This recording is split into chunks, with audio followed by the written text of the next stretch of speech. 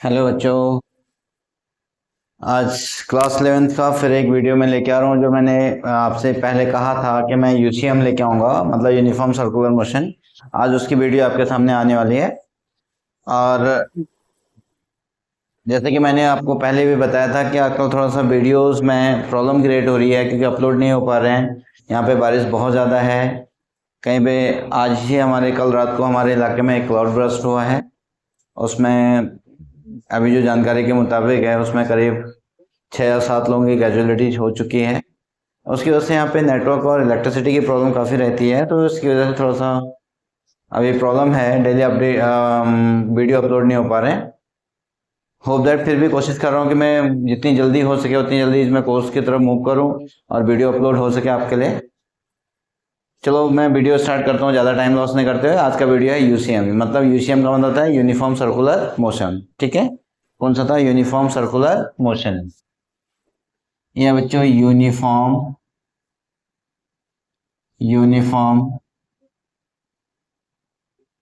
Circular motion, इसको हम लोग यूसीएम के नाम से भी जानते हैं।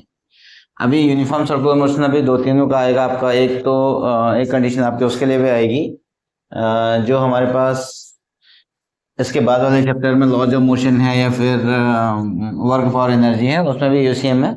इसमें केवल इंट्रोडक्शन ऑफ यूसीएम है। Uniform uniform circular motion. क्या है बच्चों? Uniform circular motion. आज का जो टॉपिक है वो है यूनिफॉर्म सर्कुलर मोशन।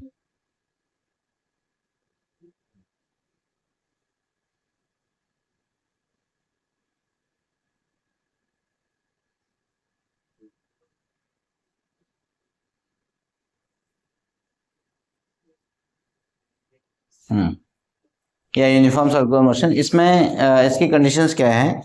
पहली कंडीशन तो यूनिफॉर्म है, इसका मतलब हो गया equal interval of time, equal interval of time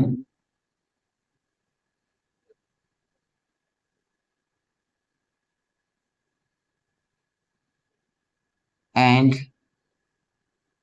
distance covered.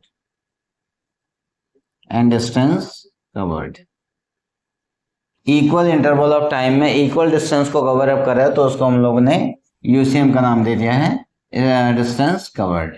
ठीक है। और यहाँ पर जो सर्कुलर का मतलब है कि moves path of a moving body is circular. इसका पाथ कैसा है? सर्कुलर। मोशन मीन्स तो ऑलरेडी मोशन है। अब यहाँ पे इसमें क्या होता है कि इसकी कुछ क्वालिटीज होती हैं।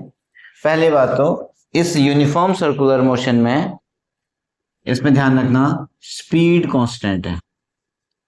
स्पीड कांस्टेंट और वेलोसिटी चेंज। स्पीड आपके पास कांस्टेंट और वेलोसिटी आपकी चेंज होती है। वेलोसिटी चेंज क्यों? ड्यू टू डायरेक्शन की वजह से वेलोसिटी चेंज होती है, क्योंकि हर एक पॉइंट पे उसकी वेलोसिटी चेंज होती है। A particle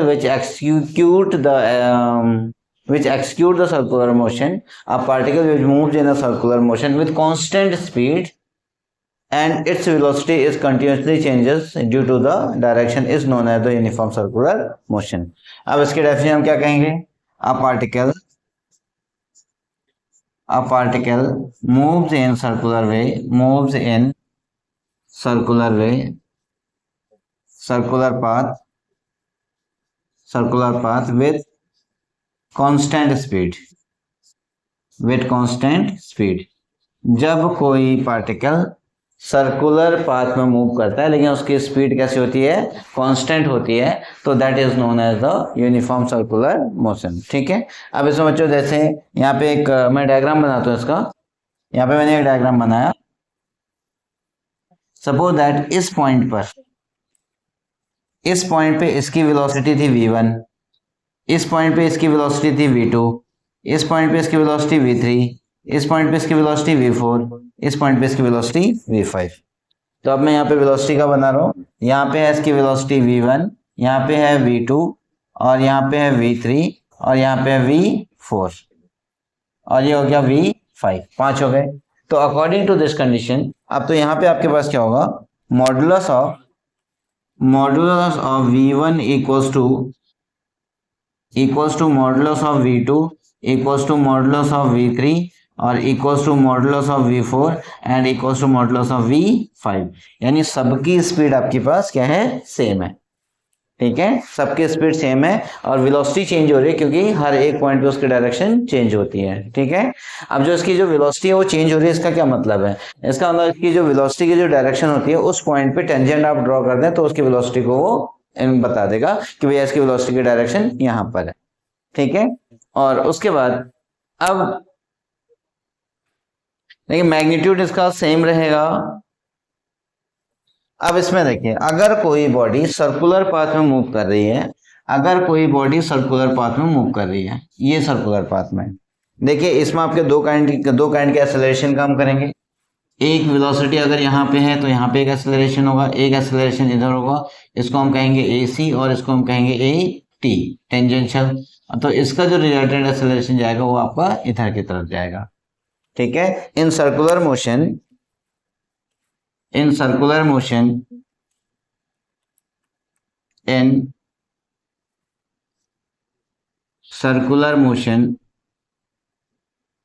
there are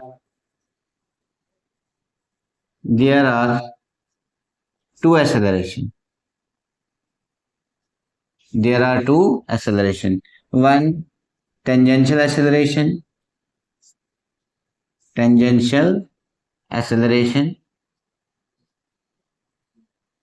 represented by AT,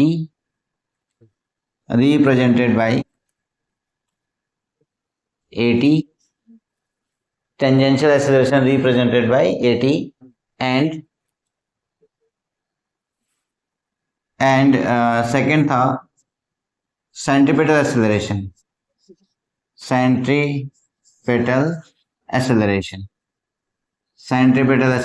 है, इसको हमने नाम दे दिया AC, एक तो है टेंजेंशियल एक्सेलरेशन और दूसरा सेंट्रीपिटल एक्सेलरेशन। और दैट ये पूरा वीडियोस में क्लियर नहीं आ रहा शायद, इसलिए मैं इसको दोबारा बनाता हूँ। तो ये यहाँ पे एक आपके पास एक सर्कल था, इसमें आपके 3 वेलोसिटीज थी। एक वेलोसिटी थी आपके पास टुवर्ड द सेंटर, ये वाला, इसको हम लोग AC कहते थे, और एक वेलोसिटी थी इस पॉइंट पे टेंजेंशियल, इसको टेंजेंशियल कहते हैं। और इसकी जो वेलोसिटी होगी, जो रिजल्टेंट एक्सेलरेशन होगा, तो यहाँ पे हो गया A। ठीक है, अकॉर्डिंग टू द वेक्टर, इसमें 90 का एंगल बना रहे हैं, है ना। अकॉर्डिंग टू द वेक्टर तो AC इक्वल्स टू कितना होगा, A equals to under root of AC square plus of AT square. तो ये हो गया, तो इसका मतलब इसमें एक्सेलरेशन है S so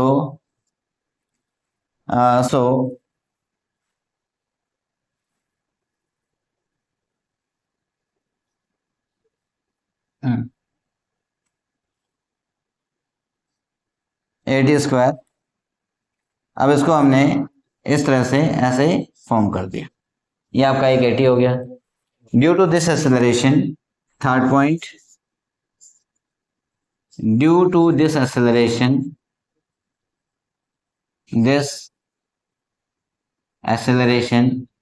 UCM, uniform circular motion, is known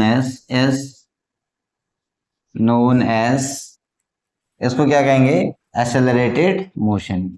कौन सा, एक्सेलरेटेड मोशन, ये हो गया। इसलिए हम यूनिफॉर्म सर्कुलर मोशन को कैसा मोशन, एक्सेलरेटेड मोशन भी कहते हैं। ठीक है, क्यों कहते हैं, क्योंकि इसमें एक्सेलरेशन है, हर एक पॉइंट पे आपकी क्या हो रही है, डायरेक्शन चेंज हो रही है वेलोसिटी की। हाँ, उसका मैग्नीट्यूड रिमेन कांस्टेंट है, तो इसकी वजह से इसको हम क्या बोलते हैं, एक्सेलरेटेड मोशन भी कहते हैं।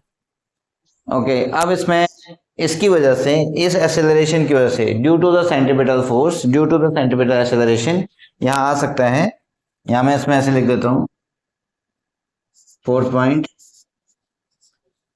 Due to the centripetal acceleration, या मैं डायरेक्टली AC कर दूं, there is a force, there is a force which is known as which is known as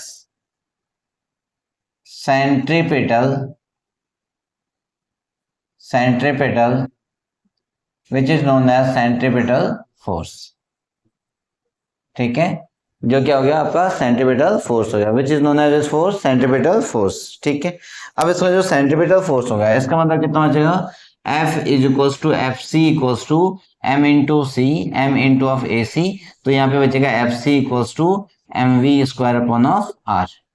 ये आपका सेंट्रीपिटल फोर्स हो गया, इतना फोर्स आपका होगा। सेंट्रीपिटल फोर्स और सेंट्रीफ्यूगल फोर्स बेटा बच्चों दोनों सेम होता है, दोनों की डायरेक्शन अलग होती है लेकिन मैग्नीट्यूड उसका क्या होता है, सेम होता है। तो इसमें आप परेशान मत होना कि भाई सेंट्रीफ्यूगल क्या होगा, सेंट्रीपिटल क्या होगा। सेंट्रीफ्यूगल का मतलब होता है सेंटर से आउटसाइड, सेंट्रीपिटल का मतलब होता है टुवर्ड द सेंटर, जो सेंटर की तरफ आता है उसको सेंट्रीपिटल बोलते हैं, और जो सेंटर से बाहर जाता है उसको सेंट्रीफ्यूगल कहते हैं। ठीक है, होप दैट ये आपको समझ में आ रहे होंगे। और अब उसके बाद आता है, इसका तो हमारे पास कंप्लीट हो गया है ये वाला। अब इसमें जो कुछ नया पॉइंट हमारे पास ऐड करेंगे, जैसे अभी हम एक तो बात कर रहे थे लीनियर, ठीक है, यहाँ पे एक आपके पास एक या सर्कल था, यहाँ पे एक पॉइंट है, इस पॉइंट से आपने पहले सपोज दैट एक कोई पार्टिकल यहाँ पे था, ठीक है ना, एक कोई पार्टिकल यहाँ पे था और इससे इसने थीटा का एंगल बना लिया, तो ये था P0 और ये हो गया P1, इससे इसका θ1 का एंगल था, कितना एंगल है, θ1। फिर मैंने इसको और एक एंगल बनाया, इसका नाम P2 दे दिया, ये यहां पर इसने θ2 बना दिया, कितना बनाया, θ2। ठीक है, इसका नाम मैंने दे दिया O। क्या अब हम जान सकते हैं कि यहां पर जो एंगल एंगल P1O P2 कितना होगा, P1O P2 कितना होगा। इसके लिए हम क्या करेंगे, P1O P2 का मतलब हो गया एंगल P0O P2 माइनस फिर एंगल P1 नहीं एंगल P0O P1, ये बचा है ना। अगर मैं इसको दूसरे पेन से लिखूं तो यह कितना बचेगा, angle of P0O P2 is equals to θ2 minus θ1, θ2 minus θ1। इसको हम लोग क्या बोलते हैं बच्चों, दैट इज द थीटा। अगर ये 0 से स्टार्ट हो रहा है तो इसको हम बोल देंगे आपके पास डिस्प्लेसमेंट, वो भी डिस्प्लेसमेंट तो हुआ ही, डिस्प्लेसमेंट का है final to initial, final to initial का डिस्प्लेसमेंट का मतलब कौन सा हो गया बच्चों, एंगल का डिस्प्लेसमेंट हो गया आपका, कौन सा, एंगल का डिस्प्लेसमेंट हो गया, ये आपके पास ये बच गया। तो दैट इज, अब यहाँ पे हो गया आपके पास एंगुलर, इसकी हेडिंग होगी एंगुलर डिस्प्लेसमेंट। ये कौन सा हो गया, न्यू हेडिंग आ गया एंगुलर डिस्प्लेसमेंट। एंगुलर डिस्प्लेसमेंट को अगर हम डिफाइन करें तो angle shift out by the radius, angle shift out by the radius in a particular time. कितना एंगल शिफ्ट किया, पहले वो P1 यहाँ पे था, इसके बाद इसने कितना शिफ्ट कर दिया, इतना ही शिफ्ट किया, तो ये क्या हो गया आपके पास, एंगुलर डिस्प्लेसमेंट। ठीक है, होप दैट ये समझ में आ रहा होगा। बच्चों वीडियो को पॉज करके आप कॉपी कर लें। और अब ये हो गया एंगुलर डिस्प्लेसमेंट। अब इसको मैं डिफाइन करता हूं, angle shift by the radius vector, angle shift by the, इसका हो गया angle F,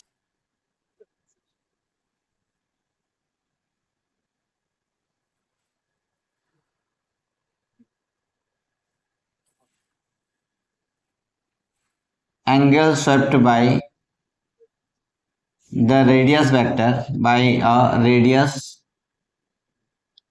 vector in a particular time,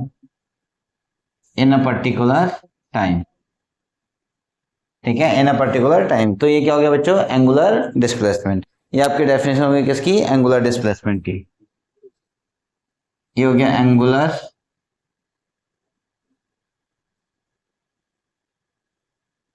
displacement.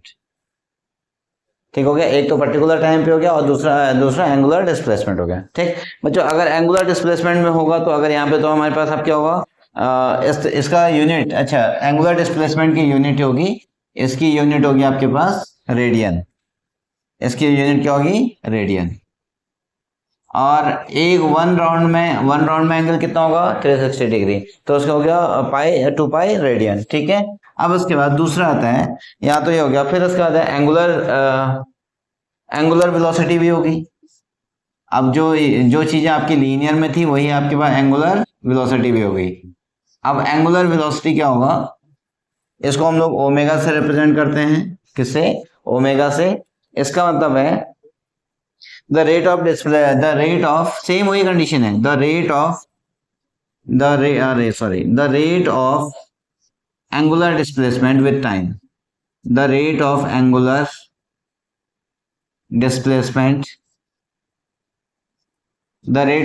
Displacement with time, तो that is known as the angular velocity. ठीक है, डिनोटेड बाय ओमेगा। इसकी जो unit होगी बच्चों, वो यूनिट क्या होगी,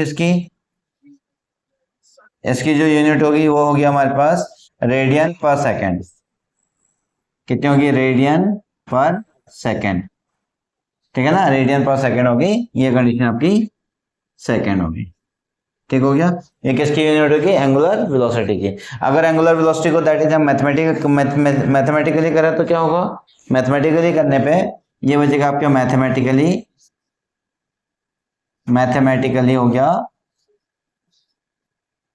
omega equals to d theta upon of D t. तो यहाँ पे हम इंस्टेंटेनियस की बात करते हैं, तो इंस्टेंटेनियस की बात तो आपकी ये आ गई। ठीक है, omega upon of D theta upon of D T. Otherwise हम एवरेज की बात करेंगे, तो यहाँ पे अगर एवरेज की बात करते हैं तो यहाँ पे बचता है omega average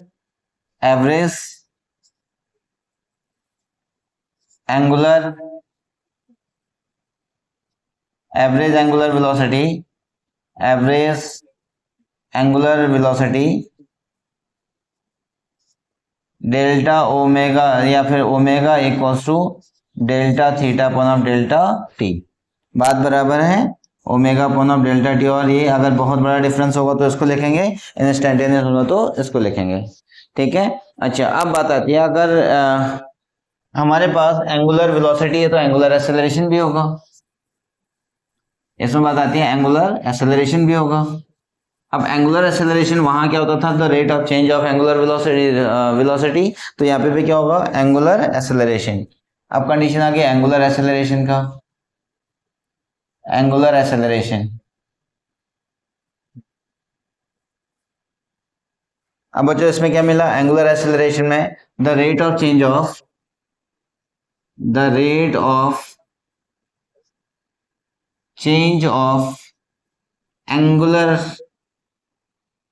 angular velocity, the rate of change of angular velocity with time, the rate of change of angular velocity with time, that is known as the angular acceleration। अब तो यहाँ पे कितना हो गया, the rate of change of angular velocity, तो that is and denoted by, इसको मैं यहाँ पे लिख दे रहा हूँ, बार बार लिखने की जरूरत नहीं है, इसको denoted by अल्फा। किससे रिप्रेजेंट करेंगे इसको, अल्फा से। So alpha equals to mathematically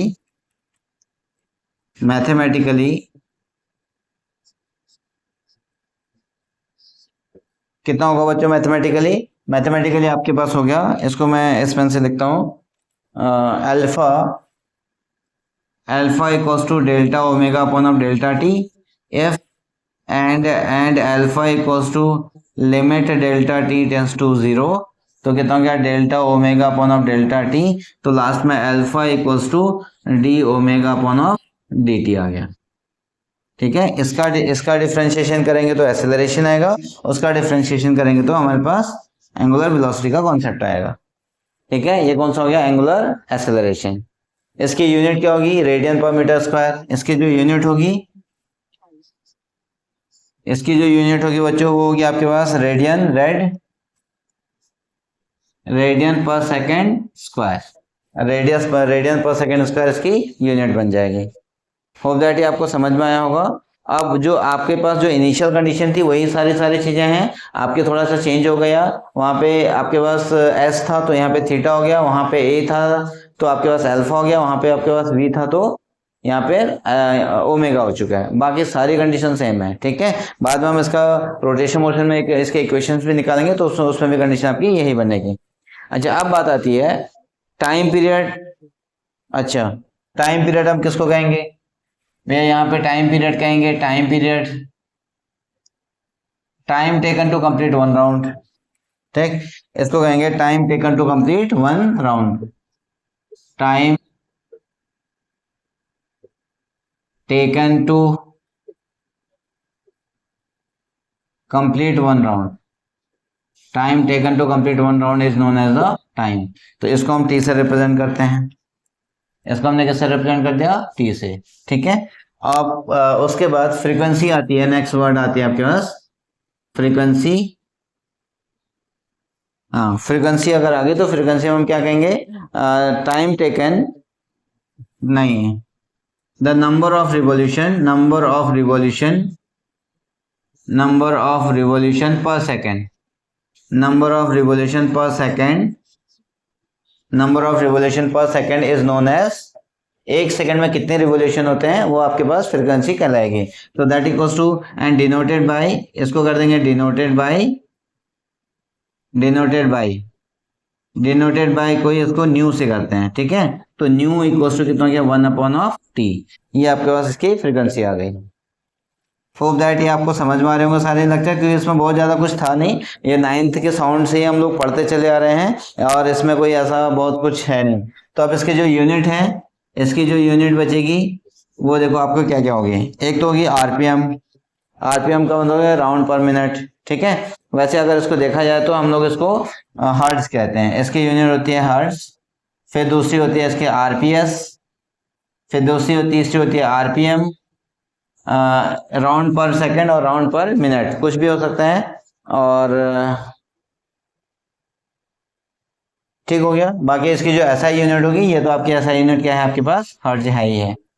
hope that ये समझ में आया होगा। अब इसके साथ ही ये चैप्टर आपका खत्म तो नहीं हुआ है, अभी इसका रिलेशन बिटवीन अभी और निकालना है उसमें। इसकी लेंथ थोड़ी सी बड़ी हो जाएगी, फटाफट आप वीडियो को कॉपी कर लें। हाँ, चैनल को लाइक शेयर एंड सब्सक्राइब करना ना भूलें, क्योंकि आपके लिए बहुत मेहनत हो रही है और फ्री ऑफ कॉस्ट है, कोई इसमें कोई पैसा आपको आपसे नहीं लिया जा रहा है, बस ये आपके सिर्फ भलाई के लिए है कि ताकि आगे कोई भी प्रॉब्लम क्रिएट होती है तो बोर्ड में आप अच्छे से स्कोर कर सकें और आपके कॉन्सेप्ट क्लियरली समझ में आए, चाहे वो 11th के लिए हो चाहे 12th के लिए हो, ठीक है। कॉन्सेप्ट क्लियर होना चाहिए बस उसके लिए, ठीक है। तब तक आप वीडियो को पॉज करके कॉपी करें। हाँ ठीक है बच्चों, अब इसका थोड़ा सा नया टॉपिक है, उसका है relation between linear velocity and angular velocity. Relation between angular velocity यानी v linear velocity and omega, ठीक है। किसकी? लीनियर वेलोसिटी, इसका नाम है लीनियर वेलोसिटी, और ओमेगा के इस केस में ये और ये, ठीक है। मैं उसको नहीं लिख रहा हूं क्योंकि वो अंडरस्टूड है किसके बीच में? v और ओमेगा के बीच में, ठीक। अच्छा, अब यहाँ पर एक अगर मैं एक डायग्राम बनाऊं, ये आपके ये डायग्राम है और इसमें यहाँ से आपके पास ये थीटा है और ये कह रहा है कि आपका डेल्टा एस है, ये कितना है? Delta S. ये इसका सेंटर हो गया, ये हो गया P1 और P2 दिस। अब बाय डेफिनेशन यहाँ पे क्या होता है कि एंगल इक्वल्स टू, आपके पास आता है angle equals to arc upon radius, arc upon radius, ये इसकी एक डेफिनेशन होती है। तो एंगल आपके पास हो गया थीटा, आर्क हो गया delta S upon of are हो गया, ठीक है। अब इसमें से हमें क्या निकालना है? एंगुलर यानी v का मतलब क्या था कि d theta upon d t, इसको भी हमने क्या कर दिया कि d theta delta theta upon of delta t is equals to delta S upon of delta t into of 1 upon of r. Delta theta upon delta t आपके पास क्या हो गया? ओमेगा। इसका मतलब क्या हो गया आपके पास? v, इसका मतलब क्या हो गया? v, और इसका मतलब क्या हो गया? r। तो इसको अगर हम लास्ट में सॉल्व करें तो v equals to are omega, ठीक है। v equals to are omega, ठीक है। तो ये आपके पास हो गया कि 10 v equals to are omega, ये इसका रिलेशन है किस का? एंगुलर वेलोसिटी और लीनियर वेलोसिटी का, ये। अच्छा, फॉर अ कंप्लीट राउंड, एक कंप्लीट राउंड के लिए कितना होगा, फॉर अ कंप्लीट राउंड के लिए कितना हो गया, तो ओमेगा इक्वल्स टू, बच्चों आपको यहाँ पे क्या बन जाएगा, ओमेगा इक्वल्स टू कितना बचेगा, 2 पाई अपॉन ऑफ टी बचेगा। ठीक है, और 2 पाई टी रखेंगे तो हम इसको क्या कहते हैं, 2 पाई टी को हम लोग क्या बोल सकते हैं, न्यू, अभी कराया था मैंने। तो अब यहाँ पर क्या होगा, अब यहाँ पे क्या बचेगा आपके पास, so v equals to r 2 pi r nu, कितना बच गया, 2 पाई आर न्यू बच गया। ये किसकी वैल्यू आ गई, ओमेगा की वैल्यू आ गई। ठीक है, किसकी वैल्यू हो गई, ये ओमेगा की वैल्यू हो गई, v equals to 2 pi r और न्यू, ये आपकी कंडीशन इसमें आ गई। ये किसके के बीच में, आर और ओमेगा के बीच में एक रिलेशन आ गया। तो ऐसे ही हमारे पास ए और उसमें एक रिलेशन आता है, दूसरा है relation between A and alpha, relation between A and alpha, relation between A and alpha। A का मतलब लीनियर एक्सेलरेशन और अल्फा का मतलब है ये लीनियर एक्सेलरेशन वो एंगुलर एक्सेलरेशन। ठीक है, तो इसमें सेम इसी में कर देंगे एस आपके पास क्या होगा कि v equals to are omega, और this imply that v upon of T और equals to are omega upon of T, ये बचेगा। अब ये कितना हो गया, v upon of R equals to that is the a, और ये बचेगा r, और ये बचेगा आपके पास अल्फा। तो 10 इसका रिलेशन क्या आ गया, इसका रिलेशन आ गया आपके पास 10 a equals to r alpha. ठीक, ये इनमें एक रिलेशन जनरेट होगा, किस में, एंगुलर एक्सेलरेशन और लीनियर एक्सेलरेशन में। होप दैट ये समझ में आया होगा। अब बात आती है हमारे पास कॉन्सेप्ट ऑफ सेंट्रीपिटल एक्सेलरेशन कैसे आया, ठीक है। ओके, अब है सेंट्रीपिटल एक्सेलरेशन, हेडिंग है सेंट्रीपिटल एक्सेलरेशन की वैल्यू कितनी होगी, आपको थोड़ा सा इसमें दिमाग लगाना पड़ेगा। इसमें से देखो, ये आपने क्या किया कि यहाँ पर एक सर्कल ड्रॉ किया, ठीक है, एक पॉइंट आपका यहाँ पे हो गया, इस पॉइंट पे ये आपकी वेलोसिटी v1 बन के जा रही है। इस पॉइंट पे जब ये आपके पास इसकी रेडियस यहाँ पे थी, तो इस पॉइंट पे इसकी वेलोसिटी कितनी बन के जा रही है, v1। देखो, इस पॉइंट पे इसकी वेलोसिटी जा रही है आपके पास v1 बन के, ठीक है। और आपने एक दूसरा पॉइंट लिया, इस पॉइंट पे आपकी वेलोसिटी जा रही है आपके पास v2 बन के, ये हो गया। अब आप देखें कि इस पॉइंट की बात हो गई, यहां से यहां तक ये इसका सेंटर था, ये इस पॉइंट की बात हो गई, ठीक है। इस पर हमने टेंजेंट ड्रॉ कर दिया, ये टेंजेंट ड्रॉ हो गया आपके पास, यहां से यहां तक आ गया, ये आपका ओ ये हो गया P1, और ये बचेगा आपके पास P2, ठीक है बच्चों। ये आपके पास थीटा हो गया। अब यहां से देखें, ये कंडीशन आपके इसमें आ गई, इसको हम लोगों ने डेल्टा एस का नाम दिया, और इसको जब मैं आगे की तरफ प्रोसीड करूंगा तो यहाँ पर भी ये बाय ज्योमेट्री ये थीटा का एंगल बनाएगा। कितना, बाय ज्योमेट्री थीटा का एंगल बना दिया। अब इसमें मैं 2 ट्रायंगल बनाऊं, एक तो ट्रायंगल मैं रेड वाला ऐसे बना रहा हूँ, ये मेरा इधर, ये इधर, ठीक है। इसकी डायरेक्शन थी आपके पास v1 का मतलब हो गया v, और ये भी थी आपके पास v2, और v2 का मतलब भी हो गया आपके पास v, यानी दोनों की स्पीड सेम है। अब मैं इसमें ओ P1 P2 यहाँ पे कर देता हूँ q, ठीक है, ये बचेगा मेरे पास q, और इधर हो गया, इधर ये बचेगा आपके पास v2 minus of v1 modulus में। इसको मैं कुछ और नाम दे देता हूँ, इसको यहाँ पे मैंने दे दिया r, और ये बचेगा s, तो यहाँ पे मैंने r नाम दे दिया और यहाँ पे इसको s दे दिया। एक तो ये हो गया, ठीक। दूसरी कहानी हो गया आपके पास ये वाला ट्रायंगल, जो ये वाला था, इसको भी थोड़ा सा घुमाओ, ये बचेगा आपके पास इधर बचेगा आपके पास मुझे इस वाले ट्रायंगल ओ P1 P2 को तोड़ना है मुझे, मैं ऐसे बना रहा हूँ ये, तो यहाँ पे हो गया, ये हो गया आपके पास O, ये बचेगा P1 और ये बचेगा P2, और ये आपका पास थीटा है, ये आपके पास R है, ये भी आपके पास R है, ये कितना डेल्टा S, ठीक। अब यहाँ पे एक कंडीशन आती है सिमिलर ट्रायंगल की, हमें सिमिलर ट्रायंगल लगाना होता है। सिमिलर ट्रायंगल के लिए हमें क्या, एस के एक प्रॉपर्टी को यूज करना होता है। अब इस ट्रायंगल में देखें, इसमें हमारे पास क्या बचेगा, इस ट्रायंगल में, तो R O P one upon of O P one upon of Q S is equals to O P two upon of Q R. इसमें कितना बचेगा आपके पास, दैट इक्वल्स टू ये बचेगा आपके पास आर अपॉन ऑफ वी। एक तो ये हो गया। फिर दूसरा हो गया angle of angle of P one O P two is equals to angle of S Q R is equals to theta. ये बाई ज्योमेट्री हो गया। ये कैसे हो गया बच्चों, बाई ज्योमेट्री। ठीक है, ये कैसे बन गया, बाई ज्योमेट्री बन गया। होप दैट ये समझ में आ गया होगा, बाई ज्योमेट्री। अब उसके बाद देखो ये किस गया, बाई, यहाँ पे आता है by S A S similarity. अब क्या बचेगा, ट्रायंगल कौन कौन सा, triangle O P one P two is similar to triangle O Q P one P two Q S R. ये हो गया। अब इसमें से देखें हम क्या निकाल सकते हैं, हमें निकालना है सेंट्रीपिटल एक्सेलरेशन।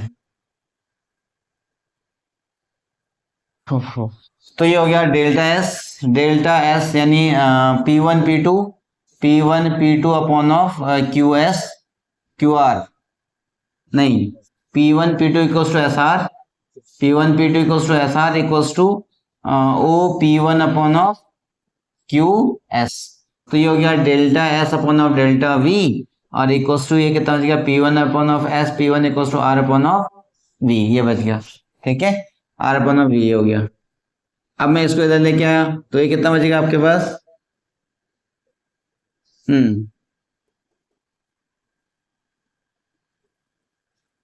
अब हमें क्या चाहिए, ए चाहिए ना, हमें सेंट्रीपिटल एक्सेलरेशन चाहिए। Delta S upon of delta T equals to V square upon of R. हाँ, इसको एक काम करता हूँ, delta S into V upon of R is equals to delta V upon of delta, बस इतना हो गया। इसको मैंने दोनों से डिवाइड किया, delta S upon delta T equals to V upon of R, बच्चों ये डेल्टा है, ठीक है, और इक्वल्स टू कितना हो गया, delta V upon of delta T. Delta V upon of delta S upon delta T कितना हो गया आपके पास, V into V upon of R, ये बचेगा, तो delta V upon of delta T ये बच गया। अब ये कितना हो गया, V square upon of R is equals to delta V upon of delta T, और delta V upon of delta T equals to A C, that equals to V square upon of R.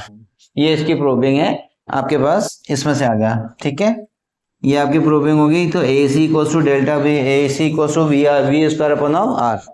चाहे तो इसको हम colourful pen से भी लिख सकते हैं, इसको हम सॉल्व कर देते हैं। तो A C equals to centripetal acceleration equals to V square upon of are.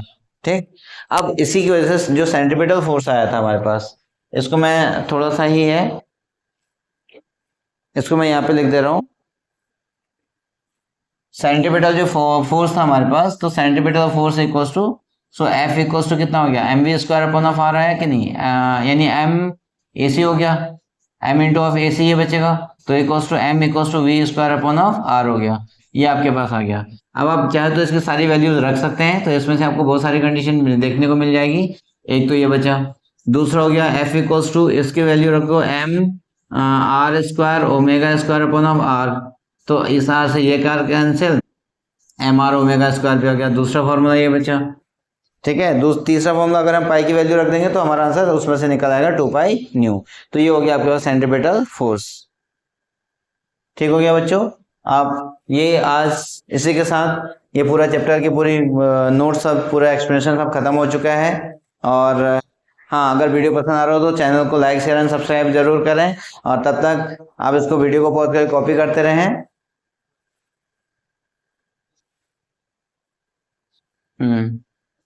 Now okay, bye bye. फिर मुलाकात होती है नेक्स्ट वीडियो में, नेक्स्ट लेक्चर के साथ में, जो मेरा नेक्स्ट टॉपिक होगा laws of motion, next chapter होगा laws of motion. Till then okay, bye bye.